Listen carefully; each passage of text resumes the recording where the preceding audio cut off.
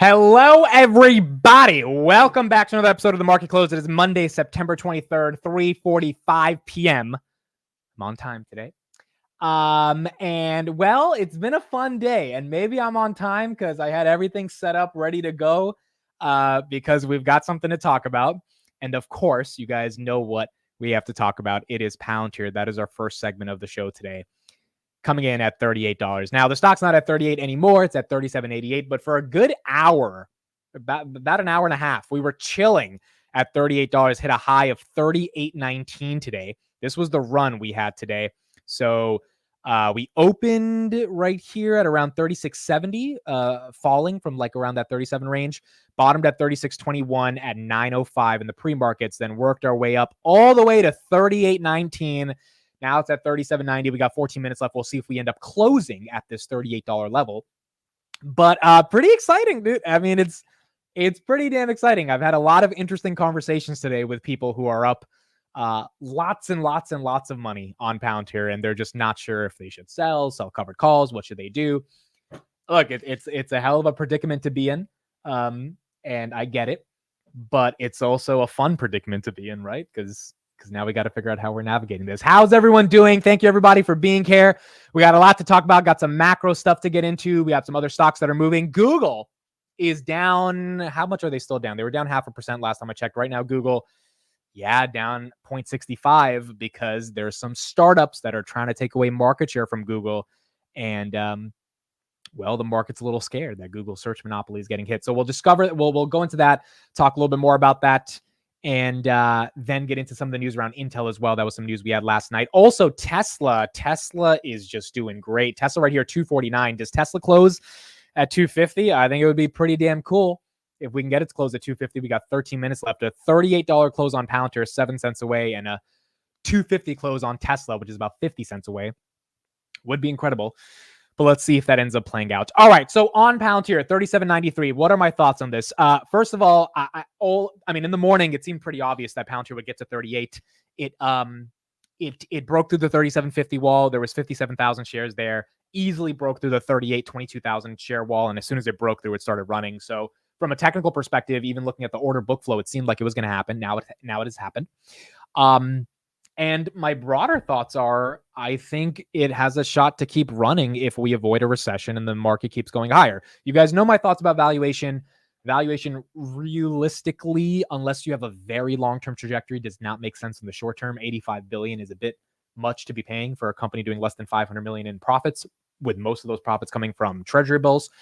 But again, time and time again, we've talked about the thematic on Palantir is around AI, it's around enterprise use cases, and it's around trillions of dollars being unlocked in productivity from their software that is realistically the only software so far that the market believes can unlock that value inside of the enterprise via Foundry and AIP. The ontology is the greatest secret of Palantir that is starting to become discovered by the market. Now, as that secret's becoming discovered by the market, Palantir now officially in the S&P 500 today, and as that secret starts to gain more momentum from institutional investors that want a piece of Palantir, but also retail investors who are new to the story that want a piece of Palantir, you get price action that starts to go higher. And as that price action starts to go higher, it's one of those things where you have to sit back and either say, hey, this price action maybe doesn't make any sense, but I'm going to stay along for the ride, or I'm going to take some profits and keep the majority of my position, but still take advantage of this price action. What I talked about in the morning was it is really based on your cost basis, in my opinion. If you have an average of $8, then Palantir could fall 60% and you're still up almost 50% or close to 100% because your cost basis is so low. If you have a $35 average, then yeah, maybe it makes sense to take some profits right here because Palantir going under 35 is very possible. But I also think if you just have a long-term trajectory, there's Palantir right here in the S&P 500 information and technology services sector that, trusting the long-term thesis on this makes a lot of sense. But I don't think selling covered calls is a bad thing. I don't think taking some profits is a bad thing. But overall, dude, if the market's ready to keep giving us momentum, then maybe the market keeps giving us momentum. I think there's two things here. Either everyone gets humbled after earnings, including myself, and this thing collapses like badly, or this train keeps going further. And right now, I think the train keeps going further because we're going to get rate cuts and we're going to get a good quarter, in my opinion. I don't see us deaccelerating revenue growth, which means if that happens, then I think we go further, even if, we stay in these mid 30s. To me, even ending the year at those levels is not horrible, but could we go further on a great earnings? plus a melt up and rate cuts, yeah, I think that's very possible. More likely than not, I think we consolidate in this range. And if we consolidate, that's fine. If tomorrow we want to try for 39, then maybe we want to try for 39. Okay, a couple other updates on Palantir. So our boy Rishi Jaloria has finally spoke. It's been a while since we heard him. Bobby G, thank you for the $10 super chat. Really appreciate that, Bobby G. Thank you for that super chat. So our boy Rishi, he had some things today to say in the Bloomberg article. Rishi, RBC Capital Markets director, finds Karp's freewheeling and occasionally profane language on earnings calls grating. He also chaffs at the word doctor in Karp's title and the fact that Palantir tends to not accept questions from him and other bearish analysts on earnings calls. Karp has a doctorate in neoclassical social theory, not medicine. He writes, the CEO of Akami is a PhD. No one calls him Dr. Layton, Rishi tells Bloomberg. I mean, come on. Okay, so a couple things on this. Number one, this was hilarious for a variety of reasons. First of all, the fact that he said, I mean, come on at the end. It's just, I can just imagine him like on the phone with the Bloomberg reporter, like, come on, man, he's not a doctor. Like, it's absolutely hilarious. Second of all, the fact that an analyst is upset that a legitimate doctor, even if it's not a medical doctor, but last time I checked, a PhD gives you a doctorate, in this case, neoclassical social theory. The fact that he's upset about that lets you know the rebels won. Okay, the rebels won. Just like Karp said, the rebels won. If you're upset that someone's called a doctor, I mean, last time I checked, Rishi doesn't have a doctorate in anything. Neither do I. Getting a doctorate in like any field, getting a PhD is hard. I'm sure there's people in the chat that know people that have gotten a PhD or have a PhD. It's not easy to get a PhD. So to try to shit on that, when, to be honest, the philosophy of Palantir is like one of the core reasons a lot of investors have invested in the company, and you've got someone philosophical who's able to communicate that philosophy. Why? Because he has a PhD in it. I mean, come on, man, to be that upset about that is kind of ridiculous. Number two, in terms of this idea of Palantir not accepting bearish analysts on the earnings calls, I also agree that, hey, like it would be nice to have other people on those earnings call ask questions. I think Palantir themselves have realized, however, hey, like these guys suck, right? And it's not like Palantir doesn't talk to these people. We had Citigroup the other day, Tyler Radke. All these firms get to meet with these companies. Like these firms are allowed to go spend time with the company and like learn more about them. And so Citi put out a note when Palantir was 27 that, hey, we just got back from Palantir's headquarters. We got to talk to them, blah, blah, blah, blah. We're still a little bearish on the government business, yada, yada. So it's not like they're refusing to talk to these people. It's just on the earnings call, they don't think these questions have any value. Therefore, those people are not asking questions. However, I do agree it would be nice to get more than just Dan Ives and Mariana on the earnings call. I think that's a legitimate thing we could ask for. But to be upset about that, and to be upset about the fact that Karp has a doctorate in neoclassical social theory, and to not be upset over your $9 price target, or even kind of change that to like 15, that's where this becomes hilarious. So shout out to Rishi. Our boy Rishi finally talked today, and it seems like he had nothing meaningful to say. One other thing from the Bloomberg article that came out today about Palantir, the title of the article was Karp is fighting with Wall Street all the way to the bank. It's actually a really interesting article. Is this chart that I got from it, which is the skeptics of Palantir. I didn't even know this, to be honest. There are 25 firms that have a buy rating on Palantir, 40 that have a hold rating, and then 35 that have a sell rating. That's more than Tesla, Meta, Apple, Oracle, Nvidia, Microsoft, Broadcom, Amazon, and Alphabet combined. So to say that the analysts aren't still bearish on Palantir, I mean, this chart denies that. You have a significantly higher number of firms that are saying you should sell the stock. Maybe they'll be right, maybe they'll be wrong. But there is still a bit of institutional debate around Palantir. And so far, we're going to see if those institutions end up deciding to move to the buy side for Palantir. But that's what we have right now in the context of the whole. Oh yeah, this is a percentage split. Correct. This is a percentage split, not actual 35 firms, but the percentage of firms. So yeah, that's correct. That's a good call out. So 35% of firms still saying, hey, Palantir is a sell right now. So article was good today. It said a decent amount of it introduced a decent amount of perspectives on how the institutions are thinking of Palantir, the valuation of Palantir. However, Palantir didn't care, and it's up another 2%. We got 5 minutes left. Let's see if we can close at that $38 level. Investors are still willing to buy. We are officially in the S&P 500. I think that's also contributing to some of the buying today, because it's in the S&P 500. People are buying up some more shares.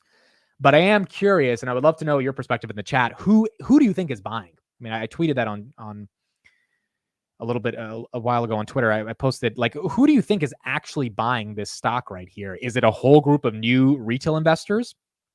Or is it the Rishis of the world that are upset and they're finally capitulating?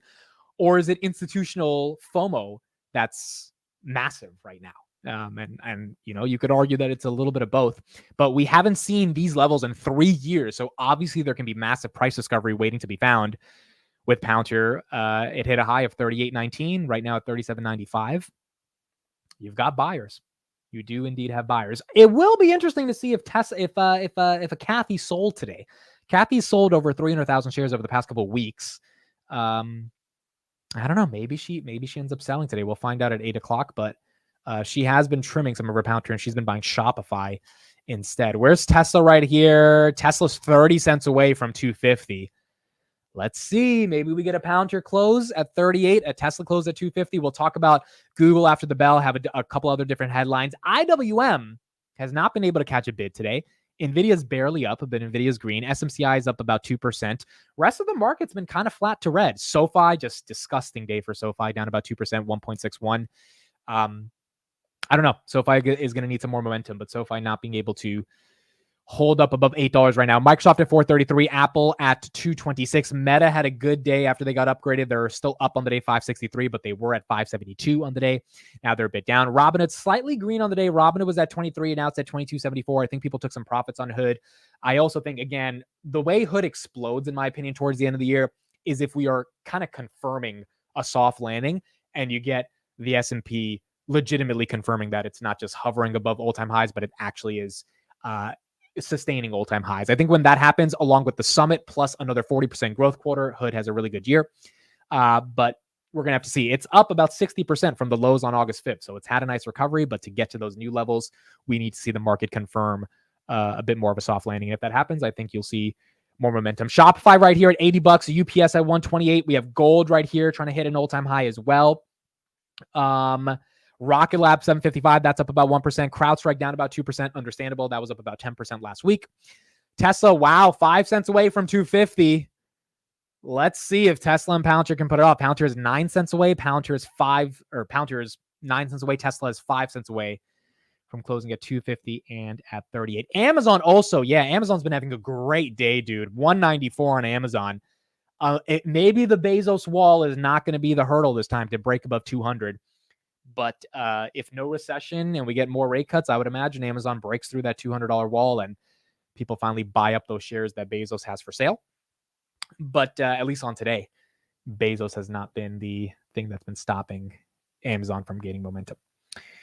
What else do we have? Thomas says, my YouTube feed is so many new Palantir investors. Well, it's starting, folks. It is starting. The media compounding on Palantir is starting, and it's going to start with retail as well. I would imagine you guys are going to see hundreds of YouTube channels over the next 6 months talking about Palantir. It is what it is. This is kind of what happens when something gains popularity. Most of those channels will need to provide actual analysis, not just, oh my God, look at the stock going up, in order to build their channels. So we're going to see, if people can actually start analyzing the company. But I would be a little wary. A lot of people are just going to talk about it to talk about it. Now it's a question of, what analysis can you provide that's actually meaningful? And this is just what tends to happen. Is that a top signal? Historically, yes. When you've got all this retail attention, it tends to be a little bit too much, and you tend to see way too much mania chasing it. And again, I think we're either going to be humbled after earnings, or this thing's going higher. At this point, I don't even think I can predict it. It's going to be one of those things where hold on for dear life, have fun on the ride, and maybe we get greedy tomorrow and we hope for $39. Like it's one of those stories. It's the coolest story of 2024. It's been fun to be a part of it. And now it's just a question of how it plays out towards the end of 2024. Wow, look at Tesla, 250. We got 30 seconds left, folks. 15 seconds until the market closes. Let's see where Tesla goes and where Palantir goes in the last 5 seconds. It has been a fun day for both of those equities. Here we go. September 23rd, Monday, 4 p.m. The stock market is now closed.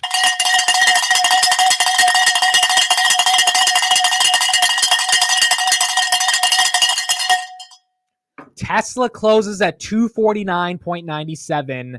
Oh no, it's 250. I got a 250 close. I got a 250 close on Tesla. Let me know if you guys got a 250 close on your brokerage. I got a 250 close. Palantir 37.93 is the close. Let me check Robinhood. Did we get a 250 close on Robinhood? Did we get a 250 close? Tesla. No, yeah, I got a 250 close on Tesla. I got a 250 close on Tesla everywhere. Look at that. That's nice. Right at 250, dude. That's nice. If you're a Tesla shareholder, you must just be happy seeing that as we end out the day. That is not too bad. Palantir cannot get to 38, but that's all right. We got to 37.91. The fact that we closed 7 cents away from 38, if tomorrow's a green day, I would imagine you get more momentum and we push through 38, and maybe we get a tomorrow close at over 38.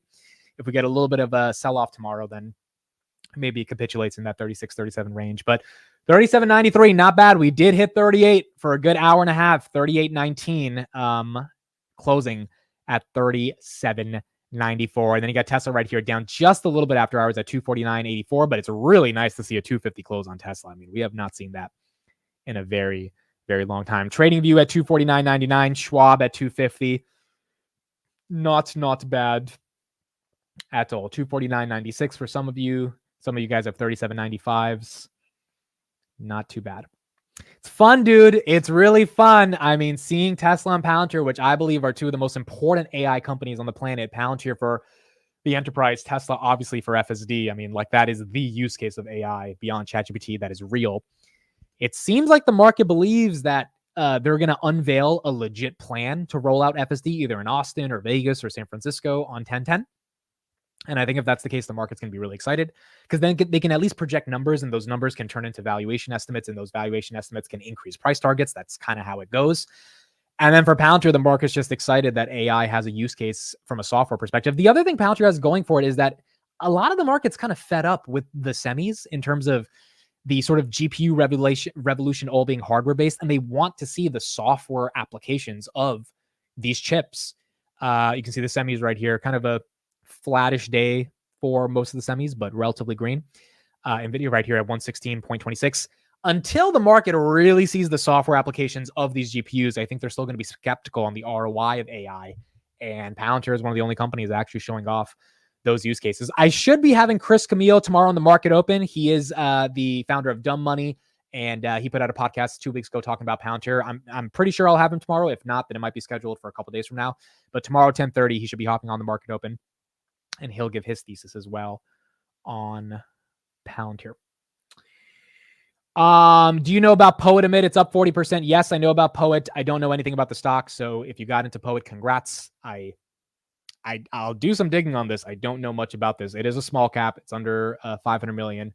So this one's up 40% today. I imagine there was some catalyst that got people interested. I don't know enough about it, but yeah, this one was up today as well. Tesla right here at 250. Google, we'll talk about Google in a second. Google ended down 1% on the day at 163. S&P 569. S&P nice close, closer to 570. IWM was red for the day. Intel was up 3% on the day, which is not bad based on that Apollo private equity rumor that was out on Sunday night. And then you got Apple right here at 226 on the day. Palantir at 37.93.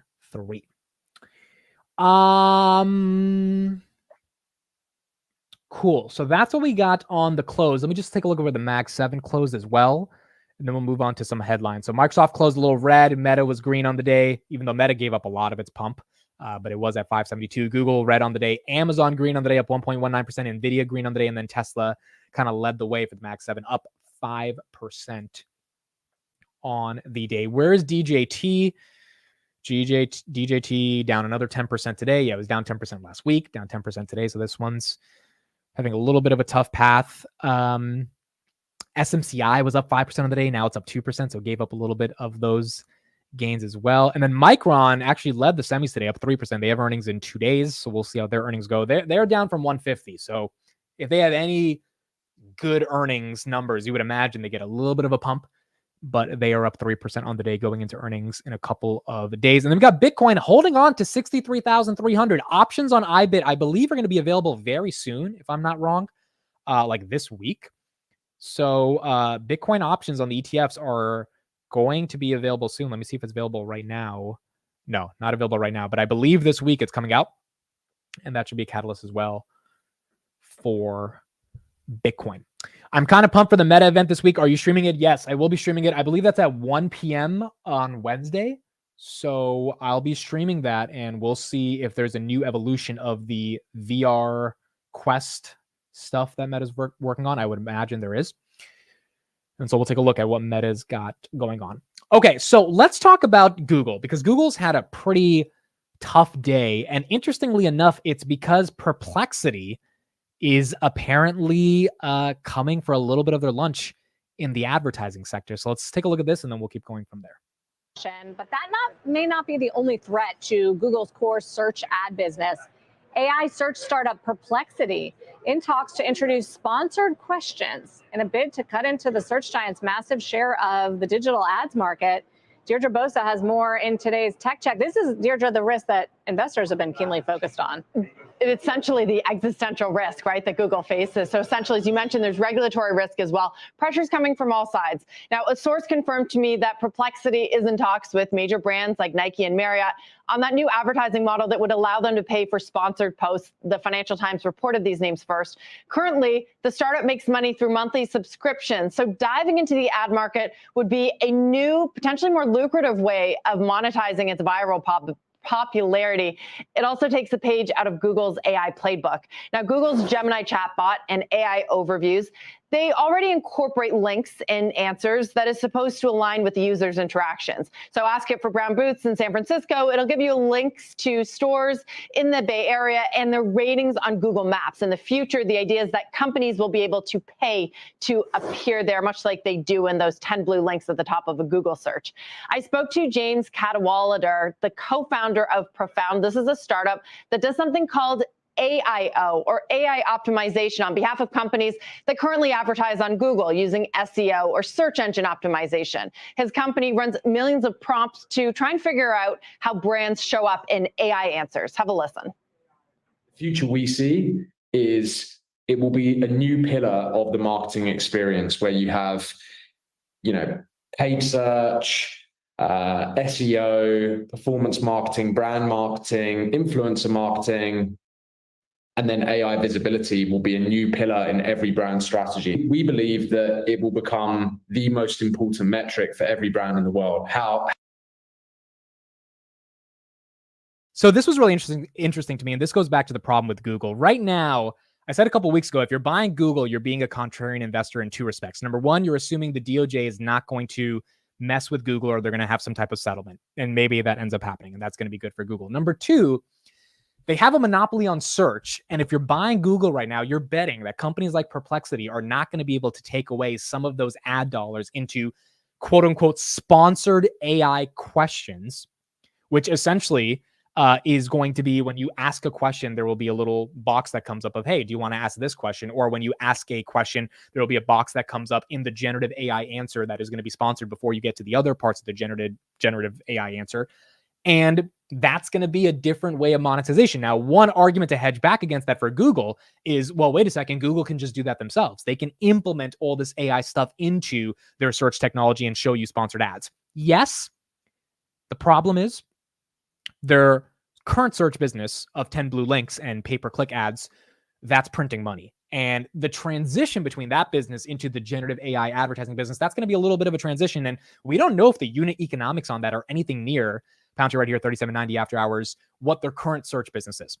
And so I think when it comes to Google, I mean, that's something that is a little concerning. Now, is Perplexity going to take away billions and billions of dollars overnight? Probably not.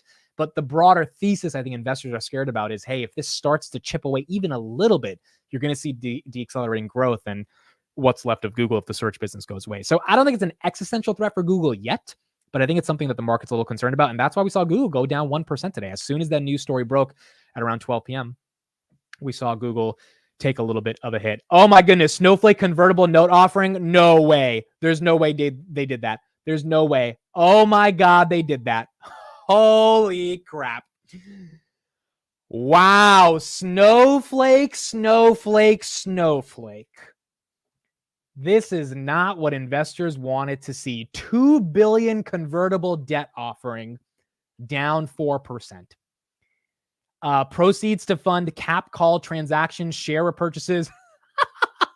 They're raising $2 billion to buy back the stock. They're diluting investors by $2 billion to then take the $2 billion and buy back the stock that they're diluting investors with. Goodness gracious. General corporate purposes, capped call transactions, and share repurchases is what Snowflake is announcing a $2 billion private placement of convertible senior notes to be able to do.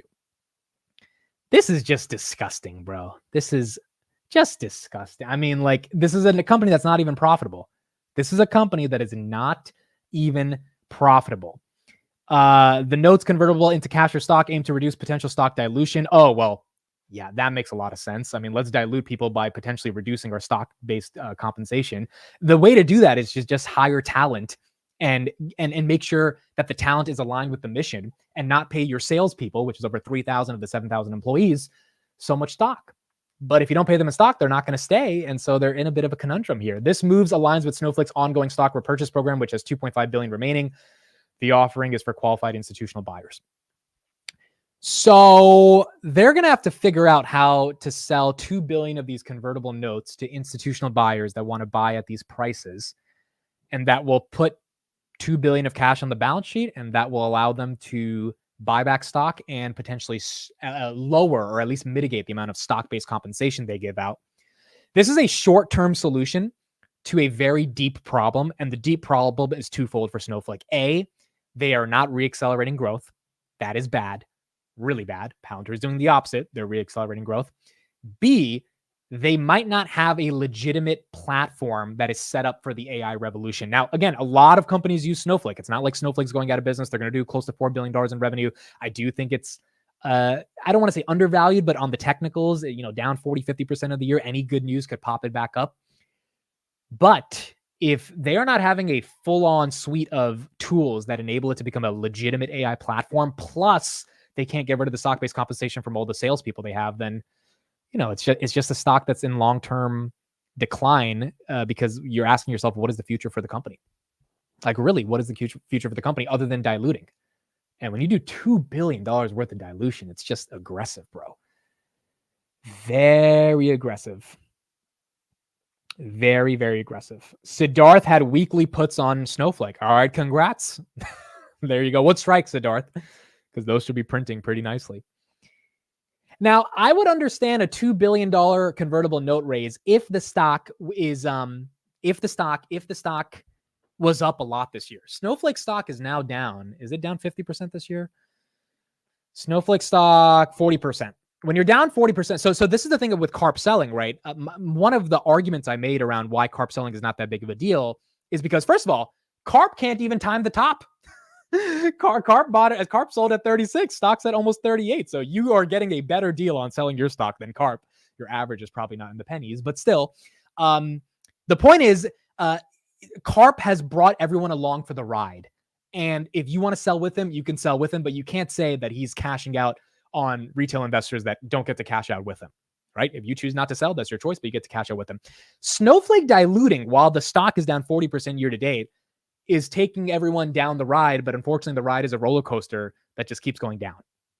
And that's why it's not the funnest thing. If the stock was up 40% year to date, I think just like MicroStrategy, dude, MicroStrategy does dilution like every other month at this point. They diluted by 1.4 billion 2 weeks ago. They did a $700 million offering and then another $1 billion offering, so close to 1.7 billion. But no one cares because A, everyone believes in Bitcoin if you're invested in MicroStrategy. B, the debt issuers that are giving MicroStrategy debt at interest rates of like 0.75 to 0.75 bips to 1%, they don't care because they believe that MicroStrategy has collateralized itself enough with their Bitcoin strategy.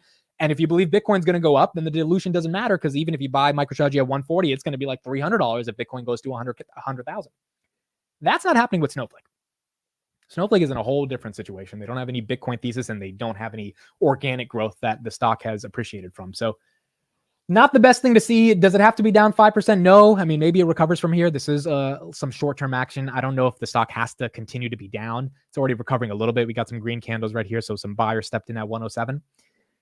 But still not the best thing with Snowflake. Tanner says they are betting the stock is low and will go up. If that happens, this is an amazing play. Yeah, I mean, look, it's good for the company because they just got $2 billion.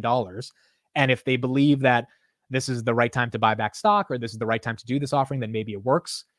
Obviously, for investors, especially institutional investors that are the majority of the stock, they might not be the happiest with this move. But if they want to double down on their Snowflake thesis, maybe they buy some of this convertible debt. Maybe they buy more shares at these levels and just say, hey, Snowflake's a $200 stock in a couple of years, even if it's down right now. We'll have to see how that thesis plays out. But right now, this has just not been the best year. And look, when Frank Slootman left, that's when shit hit the fan. I mean, Frank Slootman is a rock star. I'm not saying the new CEO is not good. He's just not as inspiring as Frank Slootman. And at the end of the day, you've got to paint a vision. And that vision currently, I think, is a little muddy for what Snowflake's vision is when it comes to AI. All right, so that was some big news after hours. You got Snowflake down about 4% based on a $2 billion convertible debt offering. Cool. Let's get a little bit of a macro take right here on what's going on with the Fed, and then we'll keep going from there, and then we'll talk a little bit more Palantir and Tesla. Here we go. Especially after what the Fed did last week. So what's your big takeaway as to how the market's reacted since? So, by the way, I find it interesting, the difference between the bond market and the stock market. The bond market is actually backed up. I mean, we've, and should we follow these short forwards, what they're pricing in for the Fed? They backed up almost 20 basis points. 10 years come off, rates higher by about 10 to 15 basis points. Why? Why is that? Because we were pricing in a recession. If you go back a week or two ago, I mean, this extraordinary movement towards pricing to recession, hard landing recession, and the fact that the Fed was behind and would have to get there, it was too much. That being said, I think we've retraced to the place that's probably okay.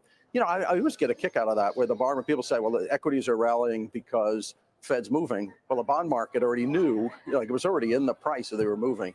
Listen, I think one thing that's a big takeaway is when you go 50 and you talk about we're willing to keep going, and you talk about a recalibration they needed to do, is a little bit of, we put foam on the runway, the Fed is receptive. Now that inflation, we're running 2% by many measures, under 2%. You got a Fed that's to be sensitive to the economy, sensitive to labor. So that's good. I mean, is that a positive for equities? 100%. How far and how fast do you think they go from here?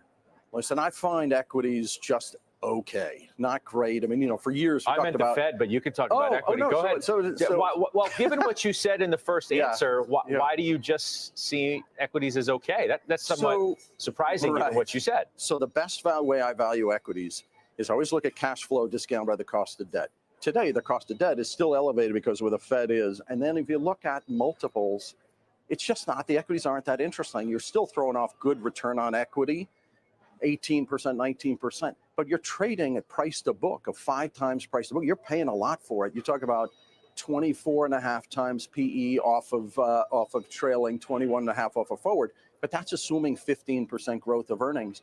You're just paying a lot. And you think about for the last couple of years, extraordinary top line revenue growth from tech that motivated the market higher.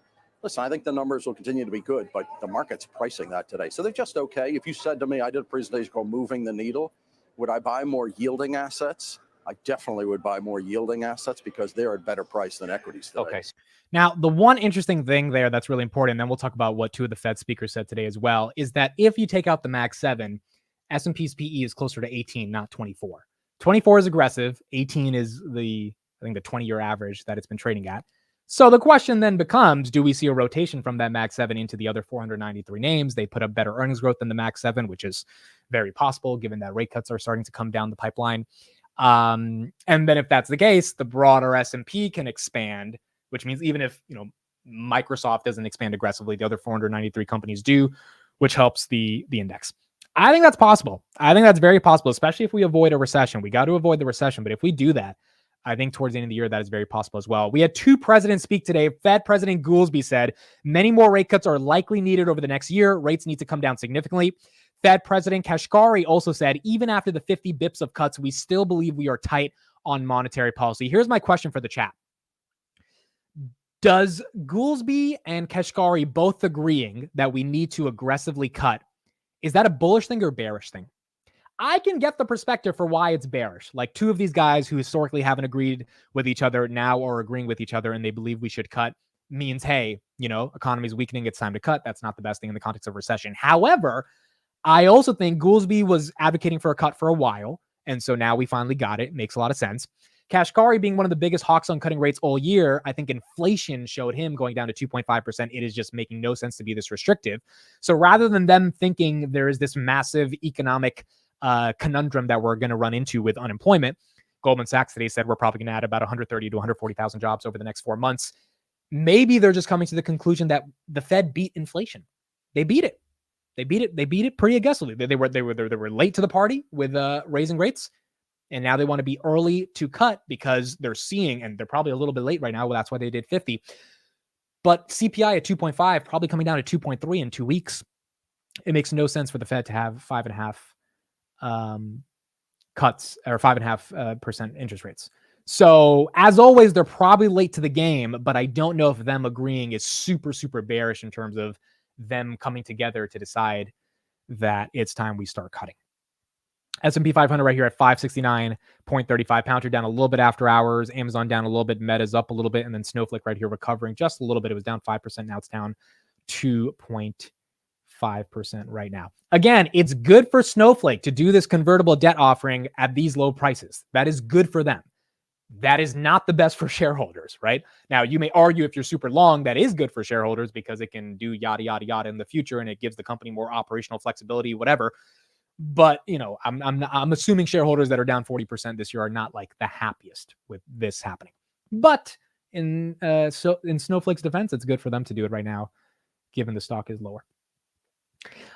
In general, I think Kashkari and Goolsby agreeing is bullish. The question is just going to be, do we avoid that recession? And from a lot of the economic data we're looking at, it does seem like we have a chance to at least avoid that recession. I can make an honest bear case and a bull case for either side. Yep, I agree.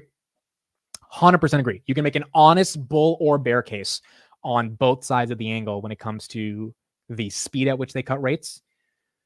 But I think the data and Q3 earnings is going to determine if it ends up being fully bullish or fully bearish. Here's Bank of America CEO. So he came out and here's what he said on the rate cuts and what he thinks the Fed needs to do going further as well. When you were on CNBC a few weeks ago, you said you worry the Fed could be late in cutting, but you'd know more after the fact. So I'm curious, now that we've seen that 50 basis point cut, that move last week, are your concerns assuaged?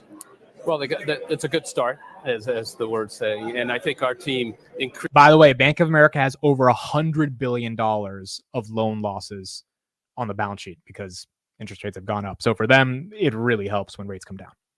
Increased their rate cuts early on. At the end point, our team was 3.25. Now they're down to 3%, 2.75 to 3%. So they moved it down a little bit, but they sped up the pace. They added 75 more basis points this year for a total of 125. So they went from basically 75 to 125, largely due to the feeling that the Fed's ready to move faster. Interestingly enough, what we're seeing, like really real-time in consumer data in the month of September, is a stabilizing of the spending rate around 4.5%, which is a good place for it to be, consistent with a low growth, low inflation environment where it was in 17, 18, 19. So we feel good about the equilibrium being there, but they've got to be mindful that, you know, they've got to, if they really want a soft landing, which we all want, they've got to keep making sure they stay ahead and get the real rate structure down. And the real beneficiary of that is business, frankly, the instantaneously change in rates. This is what the SoFi CEO, Anthony Noto, said as well. He said, hey, consumers are okay, but unless you keep cutting, consumers are going to break. And Bank of America CEO touting that it's a good thing for cuts, obviously for businesses, which is good for Bank of America because they're giving out a lot of loans to businesses. SoFi also is going to get the benefit of rate cuts. But, you know, these bank CEOs really do want to make sure we get a decent amount of cuts. To borrowing bases, that goes through small, medium-sized businesses will be a big benefit to them. That 50 basis point goes right through the index last week, and they'll get the benefit of it this week, and that helps them then feel a little bit better about the future. Can you help distill down this idea of 75 basis points in the fourth quarter because the Fed has the appetite to do so, not necessarily, it sounds like, because the economy demands it? Yeah, I think there's going to be a lot of debate. This is as we go through this cycle and get to the other end of it. But I think the real perspective is think start and finish. 5.25%, 5.5%, 3%. That's a pretty big change. But it's all about getting the rate environment to not be too restrictive. The ebbs and flows of that, you and your colleagues will get up and really get excited about it on a given day. But the reality is you have to think about it across 6 quarters, really moving the rate to a much more fundamental place. And the good news is the experts think at the end of that we'll have a real rate, a nominal rate structure in the U.S., which we didn't have for almost 15 years. And that's important because that's a much healthier place for the economy to be. Maybe a little more inflation, not 4 or 5%, but 2.5%, maybe a higher rate structure. And then, frankly, the biggest economy in the world can continue to progress as opposed to trying to lower rates to shore it up. And so what's good about what's going on is you feel that thing. So the Fed may move and ebb and flow on a given meeting, and people get really wound up with 50% chance of a 50 basis point, all that stuff. But the reality is where they're starting and where they're ending and what's the impact. And that's what they really got to make sure. They can't tip the labor market over. They can't tip the stock market over. They got to balance the enthusiasm for lower rates for businesses, consumers being okay, credit being fine, with if they go too fast, they can incite inflation again. And that's the balance they have to have. But the end point, what's interesting is everybody has them at a higher rate structure than we've seen for the last 15, 20 years. So it sounds like. And so there's a couple of points there. Number one, he says, look, even if we cut by another 75 bips, which would be 125 bips for the year, we will still be at real rates that are higher than what we've seen in 2 decades. Remember, we lowered rates dramatically from 2008, and then we had the pandemic. So it's like we've been in a low interest rate environment for a long time, probably not going to get to low interest rates at like 0 for a while. And then number two, he's saying they have to deal with the acceleration of inflation, the potential re-acceleration of inflation. And I think, at least from what we've seen from Goolsbee and some of these other guys, they are not that concerned about inflation. They are more concerned about the labor market, which is why I think we're probably going to get more cuts. And that is obviously bullish for a lot of different assets you can invest in. Here's a chart that I thought was really interesting. Berkshire Hathaway's 2013 holdings. So about 11 years ago, Wells Fargo, Coca-Cola, and IBM were the top 3. So Wells Fargo is 21%, a bank, Coca-Cola 17.9%, IBM at 14.6%. And then you had Moody's, ExxonMobil, they had some Walmart in there, Procter & Gamble, American Express. But those were kind of the top 3. 2024, you've got Apple, Bank America, American Express, and Coca-Cola. So we got another bank. We have a finance company, American Express, still got Coca-Cola, and he basically replaced Wells Fargo with Apple. And that's what's led to Berkshire's outperformance over the past couple of years. So that's the new kind of makeup for Berkshire Hathaway. We know Buffett has sold a ton of Bank of America. We know he has close to $300 billion in cash. And now we're going to see what ends up happening with the rest of his portfolio and how that portfolio ultimately changes over the next coming months, which I would imagine you're going to see some changes if he's raising this much cash and if he's doing, different things with his money and looking for different forms of opportunities that exist in that money. Here's another thing I wanted to show right here. Here are the largest holdings in S&P 500 in the Qs right now. So here's the S&P 500.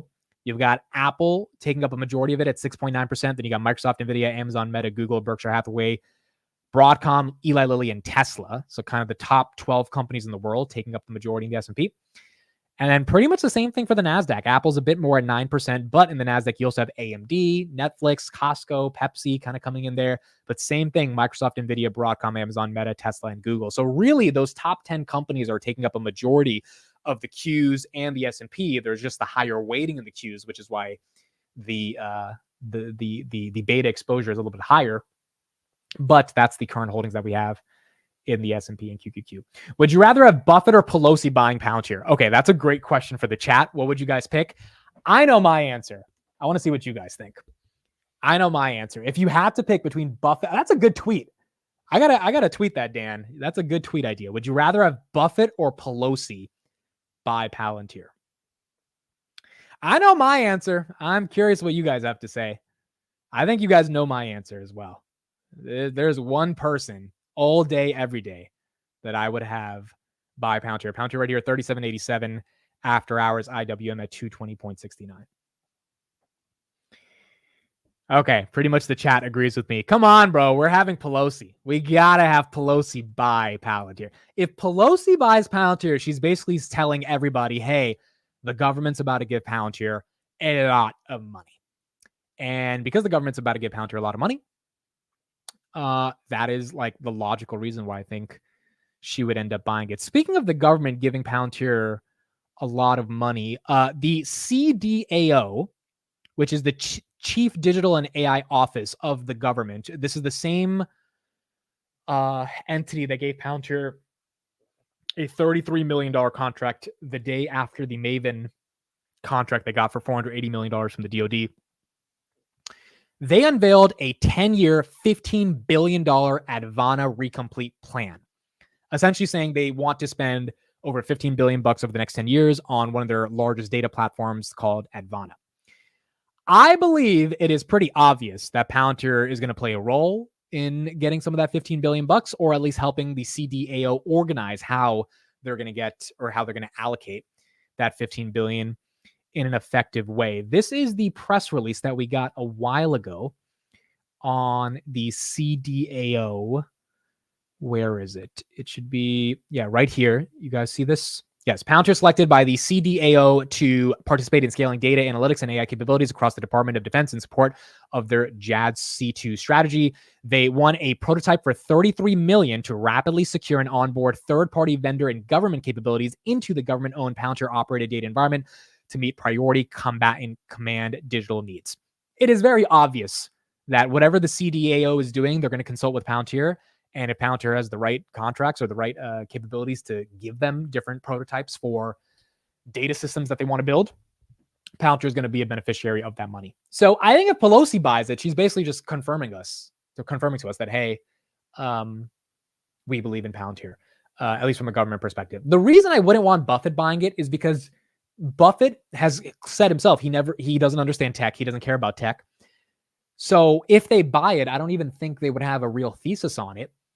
Like at least with Apple, they had a real thesis on it, but I couldn't imagine anyone from Berkshire Hathaway, whether it's Todd Combs or Buffett or anyone else, like actually explaining the ontological, future of LLMs. Like, I just don't think they would be able to explicitly talk about that stuff, which means I don't think they would meaningfully go long on it. Pelosi doesn't really need to have a thesis. She just needs to know that the government's going to give them more money, and there you go. And unfortunately, Buffett probably doesn't know that as well as Pelosi does. And so I think that would be the buy signal when Pelosi buys. The problem with Pelosi buying is it's so obvious if she buys. Like, it's just so obvious. CrowdStrike wasn't that obvious. Tesla, Google, Broadcom, not that obvious. It becomes obvious after they win a bunch of deals and after like 3 days after Pelosi buys the stock. But Palantir is a defense software contractor. It would be way too obvious, I think, for her to get away with that. But then again, she's Pelosi. So what about Buffett and Snow? Well, that's the other reason I wouldn't want Buffett to buy Palantir, because Buffett didn't buy Snowflake. He was advised to get into Snowflake because it'll shoot up after the IPO, which it did. The problem is they didn't sell, and they kept it. I think they sold some of it, but they kept it for a while, and then they had to sell for a loss a couple of weeks ago. So, if Buffett actually could understand Palantir and cared about Palantir, I would be fine with him buying it, but I don't think he would care. That's just not who he is at this age. He likes businesses that he's able to understand.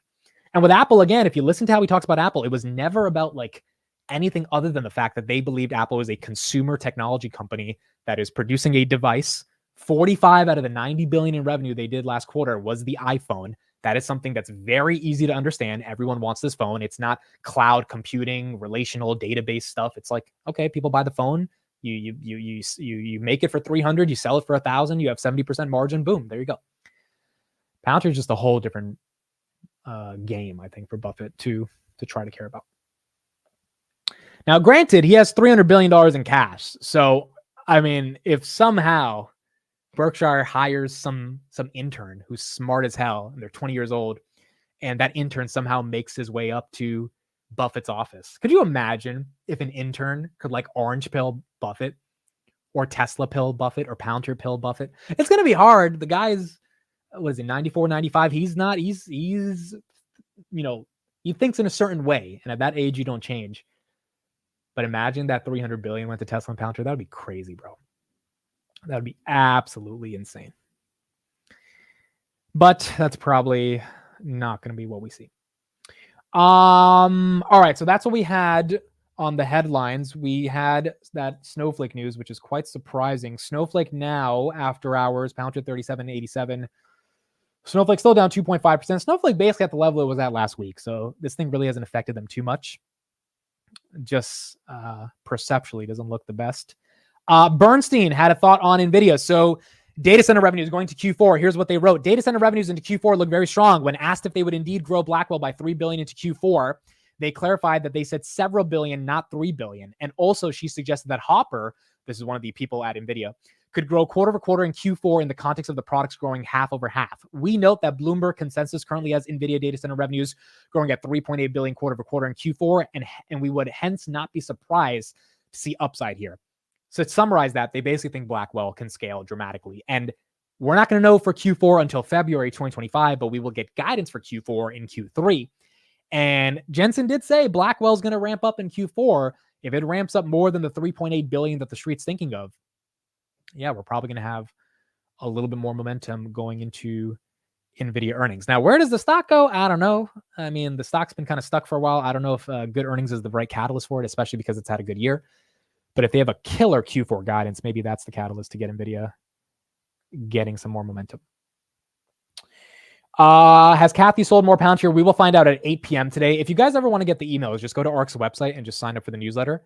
And then at 8 p.m. every day, you'll find out what they bought and sold.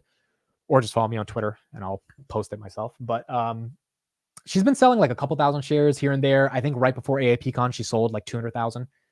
But we'll see today if they sold some more shares of Palantir. I don't have a problem with her selling Palantir. I get it. I just like, whatever she allocates it to is weird. Like, you know, allocating it to Shopify or Roku is not, I mean, I would rather just let Palantir ride out. You know, they got back in after selling out aggressively. They got back in at a good price at like $9-10. Selling it for Shopify here, I don't know if that's the best strategy, but that's what they're doing. She's also been selling off Roblox as well, though. Roblox and Palantir, she's been selling off to buy Shopify. I don't know if Shopify is undervalued or overvalued, but I don't know, dude. I think I see a little bit more potential in Palantir than Shopify. I could be wrong, though. I could be wrong. Let's see if there's any insider selling today. Let's see. Palantir, insider selling. Sometimes it updates a little bit late, but it should be out by now. We do have some sales, folks. We have, oh, this is nothing. 6,000 shares sold by a board director today. Okay, so that's not a big deal. Nothing too crazy.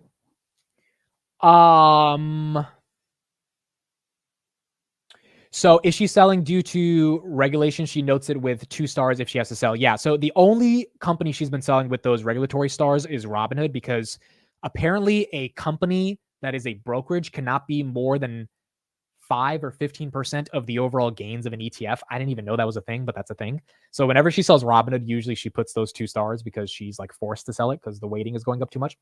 But for Palantir, she's not really forced to do that because it's not 10% of the portfolio. So we haven't seen that for Palantir. For Palantir, it's just selling to take profits. So 6,000 shares, David Stat, I believe they're on the board of directors, sold. That's not that big of a deal. Let's check Robinhood if we had any insider selling today. Let's see. Nope, no one sold any shares since September 9th on Robinhood. So we really haven't seen too much insider selling at all on Robinhood. With Palantir, we have the CARP shares, but besides that, haven't seen too many sales.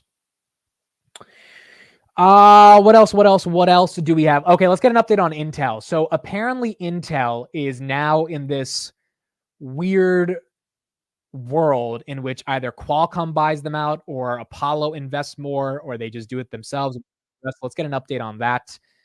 Here's Bernstein, Stacy Raxon, who's been a really good analyst in the context of NVIDIA and the broader semiconductor space. Let's get his perspective on Intel. I don't see a deal working out if it includes the fabs. That's the issue, because the fabs by themselves, I mean, they're losing a bunch of money. They require a ton of capex. If you have to support those investments, I don't see a deal getting done with cash that doesn't drive leverage to like unsustainable levels.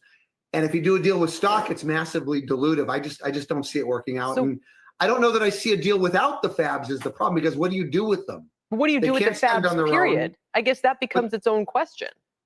Well, and this is the issue that they have, that the factories, like, people have always considered that Intel might split them off at some point, which maybe they will, but you can't do it now. They're losing $12 billion a year. They can't stand on their own. At the same time, I don't think you can sell them to somebody else to operate like a TSMC. I don't think TSMC or anybody else wants to run their factories. And while hypothetically, I think you could have a scenario where you just scrap them, like you sell the tools for whatever they're worth, you go whole hog into outsourcing. I don't think that's a politically viable situation right now, and you'd have to scrap the entire roadmap the way it stands. And like, long story short, Intel's having enough issues with it. Why would Qualcomm be the one to make the fab issues better if they're going to keep them? I just don't see it working out. And I'll be honest, for Qualcomm's sake, I would not want to see them do a deal with Intel that includes these factories. I would not want to. Daniel, let's turn to you and get your take on whether a deal is plausible here. Do you agree with Stacey or not? And number two, the question of the fabs. Well, isn't that what the CHIPS Act and the government says they want? They want the ability to manufacture semiconductors here in the United States. Yeah, I agree with Stacey that this is not a probable deal. I think I said it in many ways in the note that I put out. I just don't see how this works. I do think there's a bit of darkest before dawn going on with Intel. I think they had their darkest moment. I think the Litbu exit. I think the rumors on 18A were somewhat.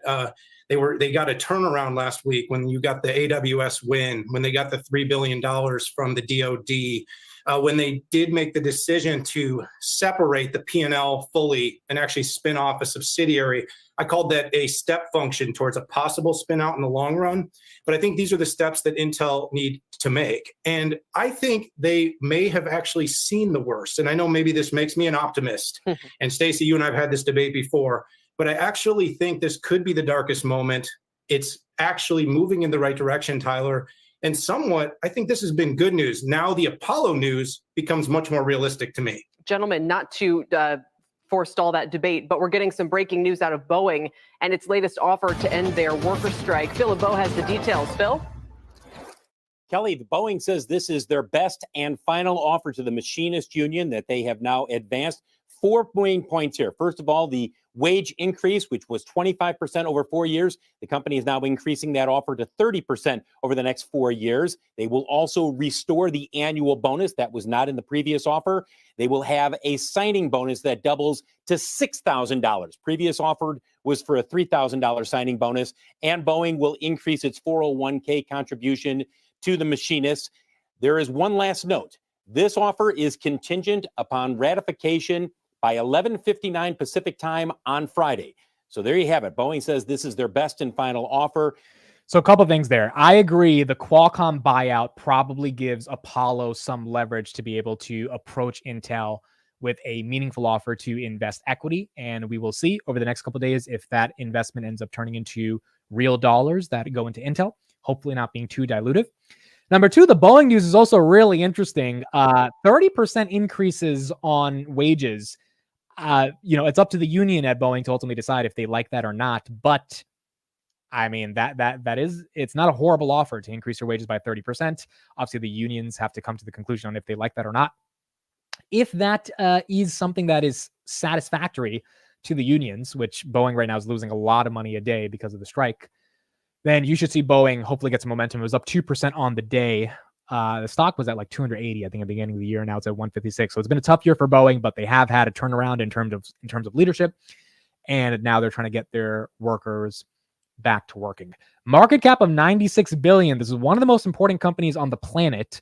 I mean, they make a lot of the planes that we enter into, and it's a very important company for the government. So Boeing is a turnaround story. I've thought about it many times. I still don't love the management, and I still don't love the kind of culture inside of the company. I think it's really broken, but at least they'll get people to start working soon, hopefully, if they take this offer. If they don't take this offer and unions want more than 30%, then I don't know what Boeing's going to do, because now you're losing a lot of money per day as those workers are currently not working. Stock year to date, Boeing stock. Let's take a look at this stock year to date. Yeah, it's down 40%. Beginning of the year was at 250. Now it's at 156. I prefer Airbus because they use Palantir. That is fair. I wonder if Palantir, like everyone's always like, oh, well, Boeing should adopt Palantir. I imagine that BP and Airbus did the same thing with Palantir, which is that Airbus made them exclusive. I don't know if that's the case, but I would imagine like that's probably why. Because I feel like if Boeing could call Palantir tomorrow and work with them, Boeing would call Palantir tomorrow and work with them to try to fix their shit. But if Airbus has them under contract, just like BP did for a decade, that's probably why they can't work with them. But shout out to Airbus for locking them in all those years ago and building out that platform. What else do we have today? Those are the main headlines. We did have Tesla close at 250. Where's Tesla right now? Palantir closed at 37.95. Tesla 249.55 after hours. We had the Fed president speak today. Tomorrow, J-Powell is going to be talking. It's not going to be live, though. It'll be pre-recorded, so we'll see what J-Powell has to say. Last week of September, we got about 7 days left. Let's see how it ends out. Again, September historically is bad for the past 5 years. This time, it hasn't really been as bad, and so we got a couple days left. We'll see how this ends up playing out. But Tom Lee did say last night, hey, the next 8 weeks are the most volatile 8 weeks of an election year going into the election. And we're going to have to see how the market ultimately interprets the rest of the macro data we get over the next couple of days as well. Bayer says, I traded Boeing in 2020 and it's still lower than when I sold. That's wild, right? And 2020, people weren't traveling anymore. So that was an easy, reason for Boeing to come down. I remember seeing Boeing collapse at those levels. I think it bottomed at like 185 in 2020, but it fell from like 350. And the fact that it's lower now 4 years later, it just shows there's a lot of issues with management. Do you really think Palantir can just save companies? Isn't that easy? Again, do you think Palantir is making the government more efficient? Okay, so based on that comment, let's actually end on this. I was supposed to do this, but I haven't had a chance to do this. So let's just use the chat, everyone together. Let's make a playlist for Palantir companies. So companies that use Palantir that are public. So we know AT&T is on that list. We know not Boeing, Airbus is on that list. Is Airbus really public? No, that's OTC. Okay, so we can't use Airbus. We know what else is on this list that uses Palantir. Wendy's, yeah, there you go. Wendy's, we'll use Wendy's there. What else? I'm sure there's like 5 or 6 companies that are public that we can use. Merck, yes, that's another one. Oh, BP, of course. BP, Merck. Because I was going to make this list over the weekend. I just forgot to make this list, but let me see if I can pull up a couple of documents. I had a couple of documents I was looking at that had this list. Let me see if I can also pull up the Palantir customer list. There's a screenshot of Palantir customers that we had a while ago.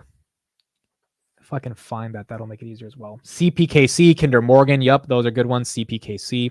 So to answer your question, can Palantir legitimately change organizations? Yeah, I think so. Can it save companies? I think so. I think it has saved companies. I think the fact that BP made them exclusive for a decade was BP having their entire digital transformation and operating systems set up through Palantir after the 2008 fiasco that they had. That was in part BP admitting that Palantir needed to. If you've been listening to the BP CEO at the time talk about it, they said, hey, like BP used to stand for big problems before Palantir. So I would imagine, yeah, it's absolutely possible to do that. Oracle's not really something. Oracle is a partner, like Oracle and Microsoft and Amazon have partnerships with Palantir. It's not really a company using them as an operating system per se. Lowe's, yes. Now Lowe's is not using them everywhere, but Lowe's is Eaton public? No, Eaton's not. No, they are public. ETN, Eaton's public as well. I talked to one of the guys from Eaton, and he said Palantir is expanding a lot throughout the company. That's basically what they said also in their presentations that they gave at AIPCon. So we are seeing some more momentum with Eaton. Eaton, Lowe's, CPKC, Merck, BP, Wendy's, and AT&T. Oh, United. I'm pretty sure United's using Palantir. I'm pretty positive United's using Palantir. So you got United there. Grindr. Ha ha ha. You're so funny. Tyson. Yep. That's another one. Oh, by the way, I have an interview coming out with one of the guys who works at Tyson from AIPCon. So I have a video coming out in 2 hours. That's going to be my Palantir $50 Bank of America review. I was supposed to do this video like 2 weeks ago, but I got really busy with AIPCon. So that video will be coming out in 2 hours. And then tomorrow we'll have 3 Palantir customer interviews. One guy's a consulting firm, one guy's from Tyson, one guy's from a hotel chain in Brazil. So it'll be 3 good interviews, hopefully, that provide some value. RBC, yes, RBC. Jacobs as well. Is RBC's ticker just RBC? Is that it? RBC Bearings? Is that it? RBC stock. Yeah. It's just no. It's RY. It's RY. RY is their ticker. Okay, RY. Wait, Royal Bank of Canada. The R standard for Royal. I didn't know that. To be honest, I don't know what the R standard for. Standard for Royal. Interesting. I did not know that. 3M uses Palantir. Let's put them up there. Ferrari uses Palantir. Race. Let's put that up there. Jacobs uses Palantir. We can put Jacobs up there. All right, so we have a decent list of companies using Palantir. Jacobs right there. What's Jacobs ticker symbol? I think it's just J, right? Jacobs stock. Jacobs stock is J. Huh, that's weird. It's not. Oh, there it is. There it is. There's Jacobs. So there you go. That's what we got for Palantir. That was a decent amount of names. Morgan Stanley doesn't really use. I mean, I don't know to the extent they use Palantir. They've got to like use Palantir a decent amount for them to be included. Otherwise, it doesn't matter too much. Unicredit, are they public? Can we buy them in the United States? Unicredit? No, this is OTC. No, we need to get stocks on the exchange that we can look at. We did Tyson already. JP Morgan doesn't use them as much as they've used them before, but I don't think JP Morgan and Morgan Stanley like legit use them throughout the entire bank. So I don't think we can put them at. Is Rio Tinto public? Rio Tinto? Oh, wow, they are public. I didn't know that. Look at that. Rio Tinto. How is this stock done this year? This stock was one of the first case studies in 2021 that I learned about with Palantir. Rio Tinto year-to-date is down 14%.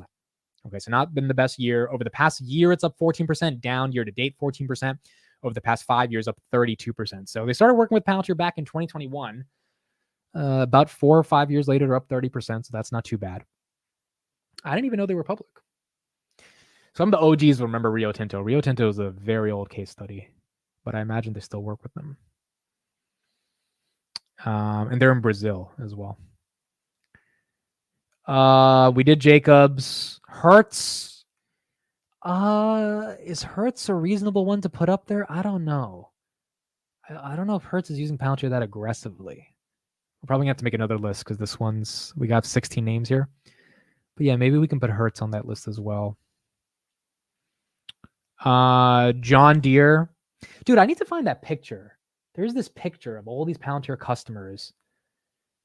I remember Cam posted it a while ago. It's not updated, but it still is a decent amount. Let me see if I can find it. No, I have to. He definitely has it. Let me check. He's posted this. Oh, here we go. I found it. There you go, baby. This is not official. This is just what the community put together in 2022. There's a lot of public companies here. Now, the problem is we can't put all of them on the list because Palantir is not like the operating system for every one of these companies, but these are like the confirmed clients that we figured out back in 2022 that have some relationship with Palantir. So I'm going to go through this list and try to find out how deep the relationship is. Like even Intel's on this list, but I don't think Palantir is literally powering Intel, right? This came, I remember in 2022, dude, we would have this group chat and we would go to the job listings on every single company. This is when the stock was $7, dude. We needed hope. We needed a lot of hope. And we were like, Roblox is using Palantir. Roblox is revolutionary, right? Metaverse. Okay, boom. That's good for Palantir. Like we would do so many things to try to figure out if Palantir is like growing at all. Because there was no $38. There was no, hey, maybe it goes to $39. There was like, dude, we're stuck at 7 and we need to get this mother effer to go higher. And those were the days. Can I find my Roblox video? Yeah, look at this, dude. I made a video. Is Roblox working with Palantir? That's when I used to use my face in the thumbnails. Is Palantir working with Roblox to power the metaverse? Dude, 2 years ago, we needed hope. We were like, come on, Roblox, that should get the stock to go up. So it's been a while, dude. It has been a while. Lennar, yeah, Lennar. We got to put Lennar up there as well. All right, so I'll make a second list. I want to make a full list of this and post it on Twitter and something everyone can like download. I want to have like a confirmed list of public companies that are using Palantir, and then we can track the performance of these companies. It's not like Palantir is responsible for them going up or down completely, but it would be nice to see a sort of compounded ETF of Palantir clients, how they perform compared to the S&P over the next couple of years. I think that would be kind of cool to look at as well. My main problem is with the government contracts. With all the money we are giving them, I would expect better results in terms of efficiency, saving taxpayers money, etc. Yeah, and I think those are long-term results that you tend to see over time. Like, I think the IRS has given Palantir a contract. By the way, the union for the IRS, they endorsed Kamala Harris on Sunday. So that happened. But I think, like, for them to see real efficiencies, it takes years to kind of see those gains. And so if the IRS becomes more efficient because of using Palantir, we'll find out in a couple of years. But some of this stuff does take time. We are seeing the battlefield become way more efficient for the United States based on Palantir software. And I would imagine over the next decade, we hope to see that even further. Did you see Microsoft makes a deal to reopen the 3 Mile Island to power their AI? Yes, I saw that. And that sent Constellation Energy Group up 30% last week. They're up another % today. Another thing I saw was Sam Altman. We can end on this. He put out an essay today. We got some other news, folks. Vlad's AI company just raised $75 million. There you go. Harmonic Math, for those that have been keeping up with Vlad, he has a AI research lab startup. Sequoia gave them $75 million to build mathematical superintelligence. Harmonic is an incredible team and culture focused on tackling fundamental problems with truth and tenacity. If successful, Harmonic will meaningfully accelerate progress in quantitative domains. I'm grateful to support the mission. The early returns are insane. See more from the New York Times. I'll read this article and get you guys some updates later.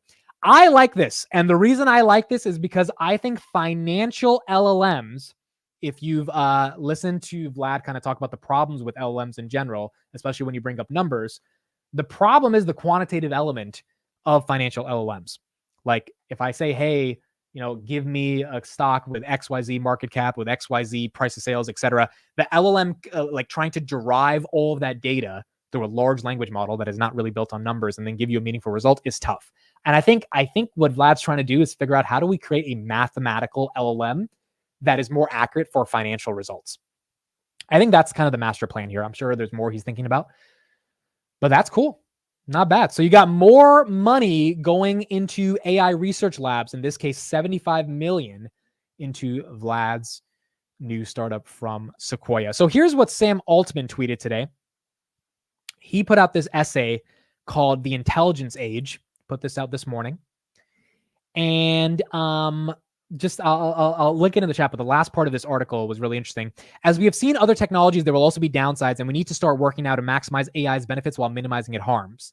As one example, we expect that this technology can cause a significant change in labor markets, good and bad, in the coming years, but most jobs will change more slowly than people think, and I have no fear that we'll run out of things to do. People have an innate desire to create and be useful to each other, and AI will allow us to amplify our own abilities like never before. As a society, we will be back in an expanding world, and we will again focus on playing positive-sum games. Many of the jobs we do today would have looked like trifling wastes of time to people a few hundred years ago, but nobody's looking back at the past wishing they were a lamplighter. If a lamplighter could see the world today, he would think about the prosperity all around him was unimaginable, and we could see a fast forward 100 years from today, the prosperity all around us will feel just as unimaginable. Basically, Altman is saying, hey, I'm going to take away all your jobs, but I'm going to give you some better jobs, hopefully, that are going to be more creative. That's essentially what he's saying. Make no mistake about it. And the question is going to be if the jobs we get after AI takes away all the old jobs will be good enough. What this also means to me is if he's talking about factory workers being compared to lamplighters, that means he thinks that humanoid robotics are going to take over most of the jobs in factories that are like blue collar jobs. And that is a reason to go long Tesla. Like, just unequivocally, like, I know the street doesn't care about humanoid robotics. If you believe Sam Altman's correct that we're going to have a lot of jobs replaced via AI, it's not going to be because of ChatGPT. It's going to be because of LLMs, hopefully made by OpenAI in Sam Altman's best world, being integrated into these broader humanoid robots. That's why Elon made XAI. I think the master plan is for Optimus to be controlled via XAI, for that to be the brains of XAI. And that's going to replace millions and millions of jobs in the future when it comes to working at factories. So is that good or bad? I mean, we're going to have to figure out, does that mean UBI? We're going to also have to see what happens. But I think that does mean, this is why Steve is so long Tesla, because he believes that if that happens, at least participate The article is in the link right there.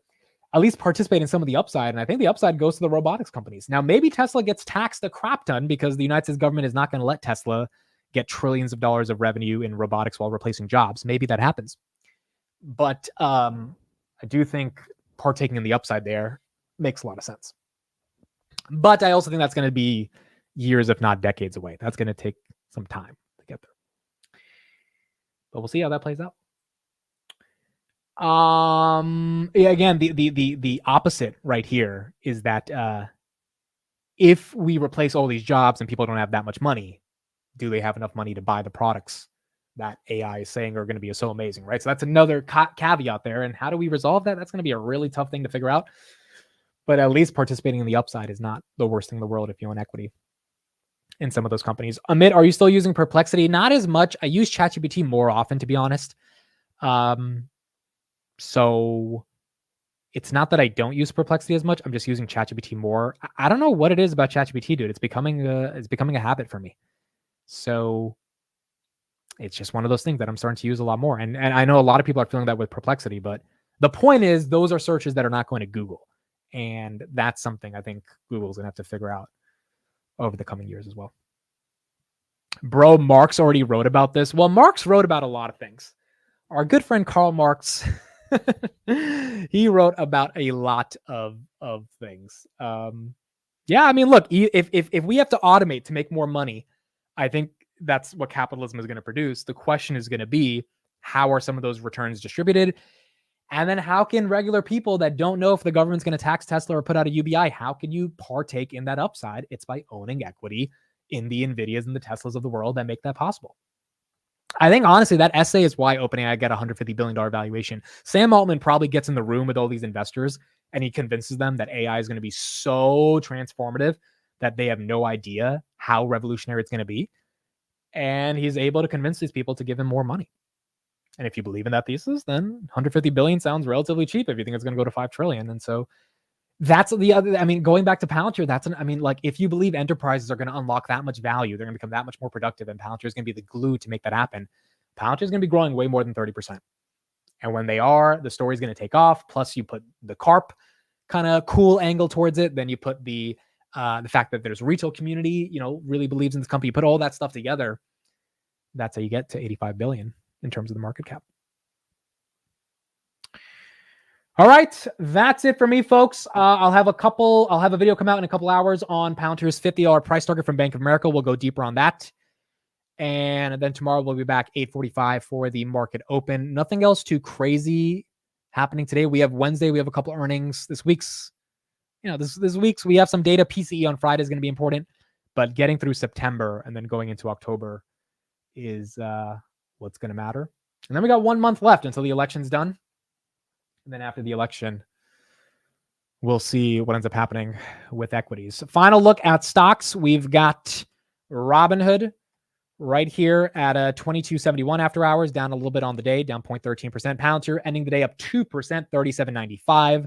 You got Tesla ending the day at 250. Tesla right here down a little bit after hours, 249.41. And then you have the S&P 500, 569.67 on the day. All right, that's it for me. Thank you, everybody. I appreciate you joining. Have a great day. I'll see you guys tomorrow morning at 8:45 a.m. on the market open. Bye, everyone. Have a good one.